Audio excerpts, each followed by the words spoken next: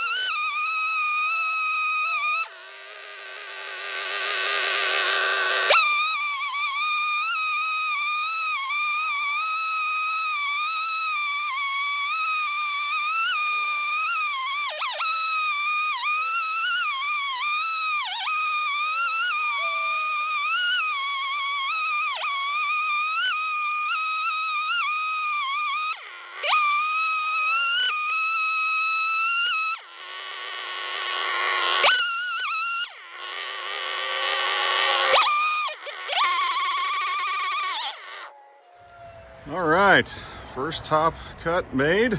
Everything looks square, everything looks good. So I think I'm ready to mix up a bunch of cuts, you know, do my work cuts, my finished cuts. I'm not as low tech as Matt Cremona. I don't use a bucket. I've got a garden wand. So we're gonna wand this down and see what the grain looks like. Very pretty stuff. There's definitely some metal in here. Hit a nail there, but didn't seem to be affecting my machinery any, so not too worried about it. There's a couple voids down here. Hopefully get those kind of washed out here and see what is what.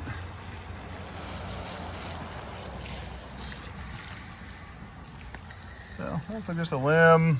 That's like another hole. This is where my metal piece was, so not surprising to see a little effort there. I think I actually didn't, my cut did not go below where I was digging at, so I'm not surprised to see that. These, so we get those all the little bits fleshed out. Make sure it's just a void. Oh yeah, nothing too major.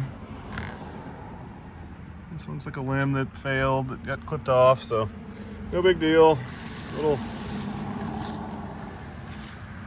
Really pretty wood though, really pretty grain. And once I get, it's pretty straight, not a lot of limbs in that. So from here, I will be doing 12/4 cuts all the way down. I hope to get 4 of them, so I can get some book match pairs. We'll see how it ends up. You'd think a log this big would get you more than 4 slabs, but I go for big game. I don't piss around with the small stuff. So we'll see what we can get. We'll keep cutting.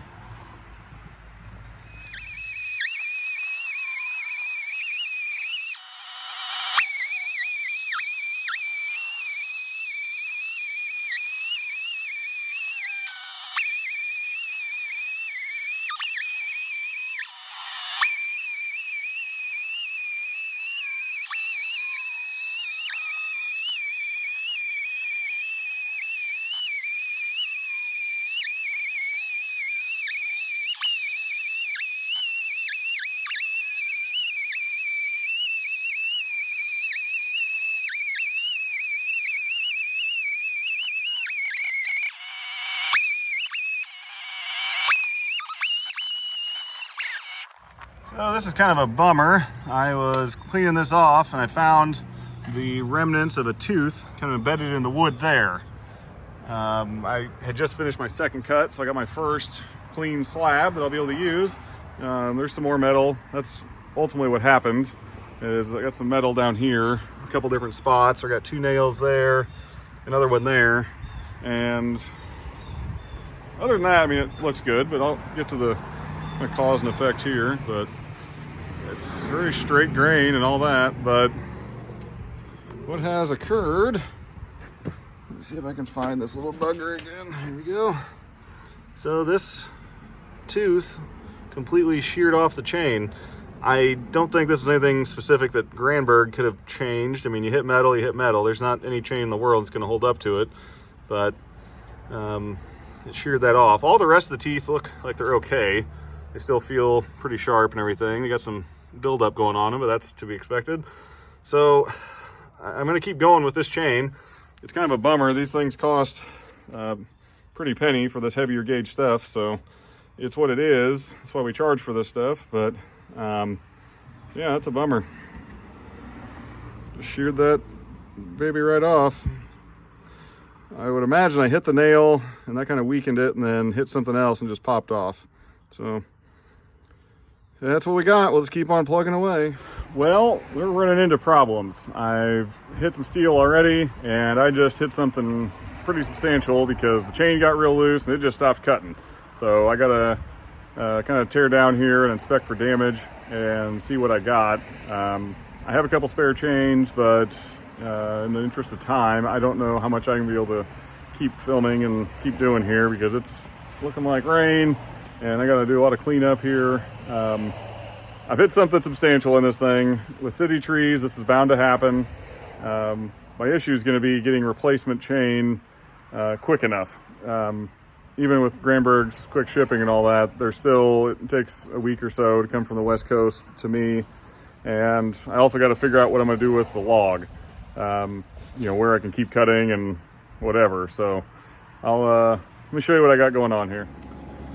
Okay, that is the last clip I had where I was speaking that day. I ended up getting a bunch of rain come through, kind of threw everything out, out the window. I was getting very frustrated with the log itself.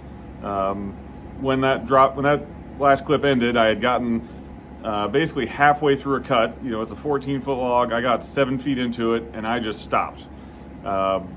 I did not know what to do. Was certainly not keen on the idea of destroying another chain, finding out what was in there, but I also wanted to try and preserve it as a long slab if possible. What I ended up doing was putting a used chain on, and I milled from the other direction. So if I started at one end, started at this end, got halfway through and had damage, I started milling from the other end coming towards the damage. Once I got close to it, I was pushing very carefully and making like a sawing motion with the mill to remove as much material as I could, and was able to finish cutting the slab.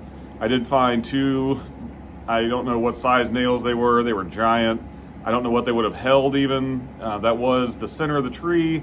It was also the center where it was like the middle of the tree.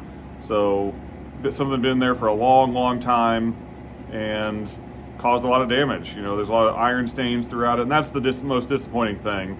The metal, you can always drive that out and fill it up or whatever, but especially in something primo like this, the iron staining was the most disappointing part, where beautiful straight grain slabs with not hardly any limbs in it whatsoever just have these big long iron streaks in them. I'll drop in some pictures here. You can see what I'm talking about with that. And they are going to be salvageable. I've talked to enough guys that have done it where they've used, there's a couple different chemicals you can use. One's called Barkeeper's Friend, that you can make a solution to go on there and it kind of lifts the iron stains out of it. So I'm hopeful that'll work. I've talked to a few guys that have done it and had good luck where it did not remove any of the pigment of the walnut, so I should be okay. There's not much practical use for these beyond big conference tables, so the odds are they're probably going to be cut down anyway into whatever someone needs. They want a 10-foot or 12-foot or whatever, so it is what it is. It is disappointing in the sense that it's not a log I see all the time. You know, walnut is not super common anyway in my area. Getting one that is, 3 foot diameter plus is very rare. Getting one that is 14 feet long and that's straight is exceedingly rare. Finding it where it is a mile from my house, that is even more rare. So it was just a kind of a dream come true, and then the harsh reality set in of a city tree, and that's what you get. And throwing us all in with the fact that it destroyed the log trailer I had. If you follow me on Instagram, you've seen that, where that was formerly Matt Cremona's log trailer. I went up to Minneapolis and got that, and it was in rough shape when I got it from him. I was not easy on it, and the length of this one is what did it in, where that deck was only 10 feet long. When I had this log on there was 4 feet hanging off the back of it, and it really put where the center of the log was dead center over the rearmost axle, and so all the weight is on one axle, and I made a turn and the wheel just popped off. I was not far from home. I was able to limp it home, but it was it destroyed that as well. So I don't know if it's worth it. Now I've got 5 big slabs of walnut stacked in my driveway, but at what cost? Are they going to be worth it or not? So that's what you get with this log jockey stuff, and you never know what you have until all the slabs are stacked and dried or sold or whatever. So I'm glad I didn't pay for the log. It definitely cost me. It cost a trailer I could no longer use, and a couple chains that are $100 and $110 a piece. So it was quite an ordeal. So that's what I got. Sorry it took so long to get this out. I really kind of hesitated even putting a video out for this. It was just such a disappointment, but I also want to show the reality of this. So that's what I got. As more log things come up or other woodworking things come up, we'll get some more videos out. And thanks for following along. If you have any questions, you can find me on Instagram at Secondlifedesign, or drop comments here and I'll do the best I can at answering them.